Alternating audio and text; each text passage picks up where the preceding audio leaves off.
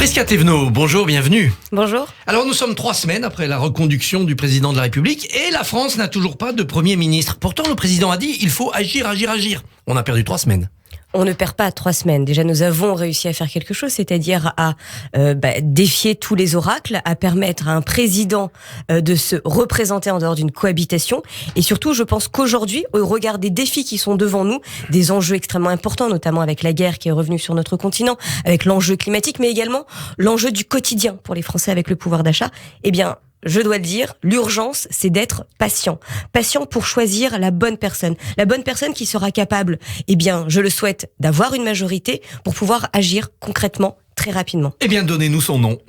La bonne personne. Bien, je vais vous étonner, mais je ne l'ai pas. Bon, on a l'impression quand même que le président décide seul, en secret. C'est un peu le retour de Super Jupiter, quoi. Il décide seul, en secret. Permettez-moi de vous dire que depuis quelques jours, quelques semaines, on a quand même beaucoup de noms qui sortent, d'informations qui apparaissent. Et donc, je pense qu'encore une fois, l'urgence aujourd'hui, c'est ne pas de continuer à être dans un mélodrame qui viendrait à dire que le président ferait ceci ou cela et serait ceci ou cela, mais plutôt de voir concrètement ce qu'il fait. Très rapidement, il a été en Allemagne pour rappeler l'importance de l'alliance française et Allemagne. Très rapidement, il s'est ressaisi des sujets européens, notamment sur le sujet de la défense de l'Europe. Donc, je pense que c'est plutôt ça qu'il faut voir. Maintenant, continuons à avancer. L'annonce se fera, la nomination arrivera. Si ce n'est pas une femme qui est nommée à Matignon, serez-vous déçu ? Je souhaite que ce soit une femme, très clairement, mais je souhaite que ce soit une femme, pas parce que c'est une femme. Je souhaite que ce soit une femme pour les compétences qu'elle saura mettre en avant pour le pays, pour également ce qu'elle saura incarner en termes de profil pour l'environnement, pour les sujets de jeunesse, pour les sujets de renouvellement démocratique. Mais oui, je souhaite que ce soit une femme. La classe politique française est-elle machiste, comme le dit Édith Cresson, donc la seule femme à avoir été à Matignon, c'était il y a bientôt 30 ans. La classe politique a été faite pour les hommes avec un grand H, mais par des hommes avec un petit H. Et donc oui, nous sommes de plus en plus nombreuses à investir à la sphère politique. Et ça résiste ? Ça résiste pas. La preuve, un des plus grands pour moi féministes de cette classe politique, c'est Emmanuel Macron. Parce que plutôt que de dire qu'il était féministe, il a agi pour le sujet des femmes, en permettant à de nombreuses femmes, comme moi par exemple, de s'engager pleinement en politique. Mais également en disant clairement que le sujet phare de son premier quinquennat a été la cause féminine. Le sujet phare de son deuxième quinquennat le sera encore. Mais pourtant, son entourage proche, ce sont des hommes. Et puis, au niveau des chefs de parti, quand on voit Ferrand, Castaner, Bayrou, Guérini, c'est que des hommes. Oui, il y a peut-être de vieilles habitudes encore à dépoussiérer. Je pense qu'il ne s'agit pas de nous larmoyer dessus, mais de continuer à agir. Et nous sommes nombreuses à continuer à faire bouger les choses pour le pays, mais aussi au sein de nos propres familles politiques. Au-delà du genre, masculin ou féminin, le président avait déterminé un profil pour ce premier ministre ou cette première ministre. Social, écologiste, productif. Est-ce qu'il n'a pas cherché le mouton à 5 pattes ? Je ne crois pas. Je crois pas, puisque ça voudrait dire qu'en France, nous n'avons pas de talent. Or, nous sommes bourrés, de talent, aussi bien du côté des hommes, des femmes, des jeunes. Donc je pense qu'il s'agit vraiment, encore une fois, de prendre le temps. On n'a pas le droit à l'erreur. Cette nomination est fondamentale pas seulement pour le président de la République, mais surtout et avant tout pour les Français, pour notre pays et pour l'Europe. La première tâche, c'est de construire une majorité aux prochaines législatives et de la tenir pour ce Premier ministre, ou c'est uniquement de se mettre sur les dossiers techniques et de laisser la politique à d'autres ? Non, il s'agit de continuer à incarner une vision. Une vision pour une France forte dans une Europe puissante. Une vision pour une France qui sait répondre en même temps aux problématiques du quotidien des Français. On parle des pensions de vieillesse, on parle des retraites, on parle du pouvoir d'achat, on parle de l'inflation en ce moment. Donc tout cela est très concret. Il ne s'agit simplement pas de venir mettre des mesures bout à bout, mais bien d'embarquer les Français dans le destin de leur pays. Ce sont 3 noms, en fait, que le président avait un peu associés dans sa campagne. Premier ministre, bien sûr, mais aussi 2 ministres très importants pour la transition énergétique et la transition écologique, notamment territoriale. C'est ce trio-là qu'on va devoir regarder dans les jours qui viennent ? C'est ce trio-là qui va effectivement être un marqueur important. Alors quand on dit ce trio, c'est déjà rappeler que la première ministre sera en charge de la transition écologique et effectivement aura sous sa tutelle 2 autres ministres que vous venez de citer. Mais attention, cela ne devrait pas faire oublier que derrière le Premier ministre, il y aura une équipe, comme nous l'avons fait d'ailleurs au cours du dernier quinquennat. Et c'est parce qu'il y a une équipe organisée, soudée, cohérente, que nous pourrons agir, bien évidemment, avec une majorité au Parlement. Un gouvernement très resserré, 15-16 personnes tout de suite, et élargi après les législatives, c'est un scénario qui est à vos faveurs ? Tous les scénarios ont ma faveur tant qu'il s'agit, encore une fois, de ne pas assurer la survie d'une famille politique, assurer la revanche personnelle d'une personnalité, mais plutôt d'agir pour le pays. Je pense que nous devons rester ouverts, nous devons continuer les dépassements, continuer l'élargissement, avec la seule et unique condition d'avoir un socle commun, celui de la France. Agir pour le pays, donc il faut enclencher la réforme des retraites tout de suite, ou bien il faut attendre jusqu'à l'automne parce que c'est quand même un peu chaud socialement. Tout de suite, il faut revaloriser les retraites. Ça, c'est une garantie. Premier volet de la réforme. C'est extrêmement important. Dès l'été, les retraites seront indexées sur l'inflation. Tout de suite, il faut mettre en place le chèque alimentaire pour répondre tout de suite aux problématiques du quotidien des Français. Et tout de suite, il faut continuer à mettre en place les boucliers tarifaires sur l'énergie. Voilà les urgences de cet été. Ensuite, bien évidemment, il faut commencer les grandes réformes. Les grandes réformes, pas pour nous, en tant qu'hommes, femmes politiques engagés derrière Emmanuel Macron, mais pour le pays. Parce que oui, notre modèle de solidarité tel qu'il existe aujourd'hui et qui est un trésor, est en danger. Conseil municipal sous tension aujourd'hui à Grenoble pour autoriser ou non le burkini dans les piscines. C'est anecdotique ou c'est grave ? C'est absolument grave. On est en train, encore une fois, de tomber dans ces vieux fantasmes qui considèrent que venir mettre un sujet qui n'est pas anodin, encore une fois, en pleine période de campagne électorale, serait d'un sujet d'actualité banale. Pas du tout. Je le rappelle encore une fois. Éric Piolle, parce qu'il s'agit d'Éric Piolle, n'en est pas à sa première fois. Il est en permanence sous le feu des projecteurs pour ce genre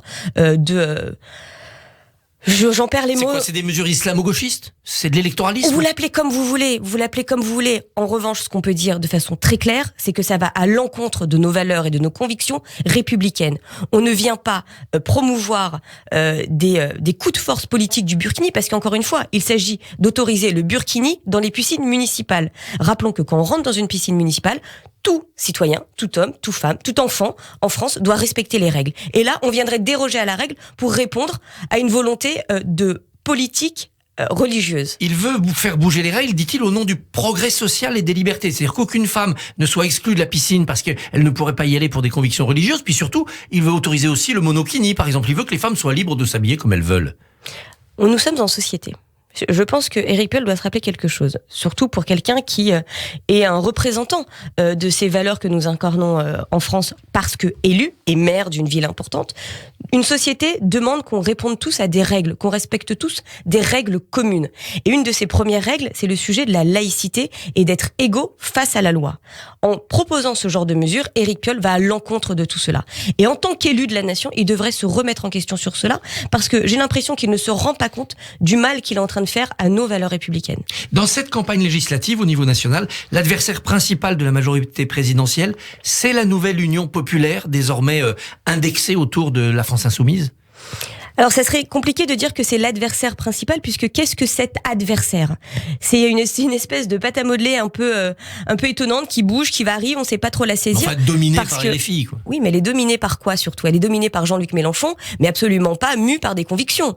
Quelles sont les convictions sur le nucléaire ? Quelles sont les convictions sur l'Europe ? Quelles sont leurs convictions par rapport à Vladimir Poutine ? On n'en sait rien. Et donc, le sujet qu'on a aujourd'hui, c'est pas... Nous ne sommes pas en campagne pour les législatives pour faire barrage à la NUPS, enfin en tout cas cette union, cette compromission de la gauche. Nous sommes en campagne pour agir pour les Français. Et c'est cela. Nous avons des lignes très claires et cohérentes.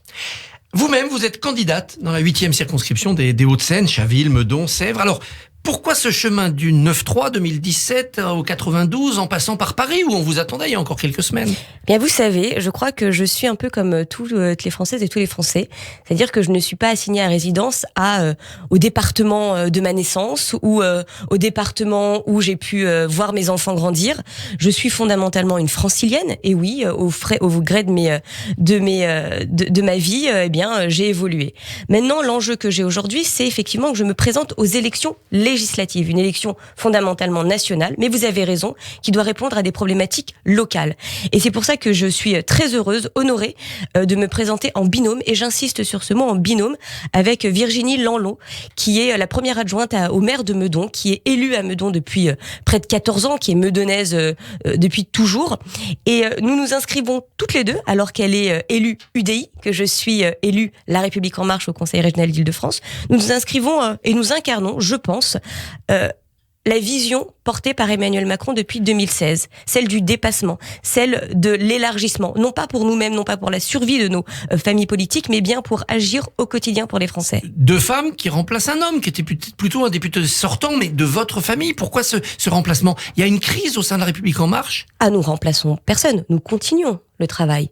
Effectivement, attention, le sujet n'est pas de venir effacer, de venir gommer ce qui a pu être fait. Et c'est bien ça que je dis, l'incarnation du progressisme. Nous venons renforcer, surtout effectivement, comme vous le dites, une circonscription qui était déjà avec un député de la majorité présidentielle. Et nous souhaitons que cette circonscription puisse continuer à agir dans le sillon de la majorité présidentielle. Un mot de politique internationale. Le Mali claque la porte du G5 Sahel. On a l'impression que la France perd le contrôle de cette zone. Je ne sais pas si la France perd le contrôle de cette zone, mais oui, effectivement, le monde est en train de bouger drastiquement partout. Et pas dans le bon sens. Pas dans le bon sens, mais est-ce que c'est une fatalité? Non. C'est ça le sujet aujourd'hui. C'est qu'il ne s'agit pas seulement pour nous de regarder les bras croisés et de nous lamenter sur le lait renversé sur le sol, mais bien d'agir. D'agir en prenant en considération ces différentes composantes, mais d'agir encore une fois unis et soudés. Et je le dis encore en tant que Française qui est engagée derrière Emmanuel Macron, avec l'Europe. La Finlande et la Suède dans l'OTAN, est-ce que ce n'est pas une provocation inutile contre la Russie? Et puis le signe de la domination américaine plutôt que de faire une Europe de la défense? Alors, permettez-moi déjà de dire que la première des provocations, et je pèse mes mots, vous imaginez bien, c'est celle de l'invasion de la Russie par l'Ukraine. C'est celle-là. Par la Russie. Oui, pardon, excuse-moi. L'invasion de la Russie par l'Ukraine. De l'Ukraine par la Russie. Je vais y arriver. On s'y retrouve. On s'y retrouve, exactement. Et je dois le rappeler que est-ce qu'on s'attendait à cela? Est-ce que Vladimir Poutine s'attendait à cela? Il pensait arriver très vite à vaincre l'Ukraine. Il pensait très vite à couper le souffle à l'Europe. Qu'a-t-il en face de lui? Une Europe soudée, unie derrière l'Ukraine, un peuple ukrainien qui résiste, et effectivement des pays qui étaient pour une neutralité militaire, qui se disent qu'effectivement ils doivent renforcer leur défense. Et cela ne va pas à l'encontre d'une Europe de la défense souveraine et complémentaire de l'OTAN. Prisca Thévenot, merci, bonne journée. Merci. Radio J. Retrouvez le Barbier du matin sur le site radioj.fr, sur la page Facebook de Radio J et sur l'appli Radio J.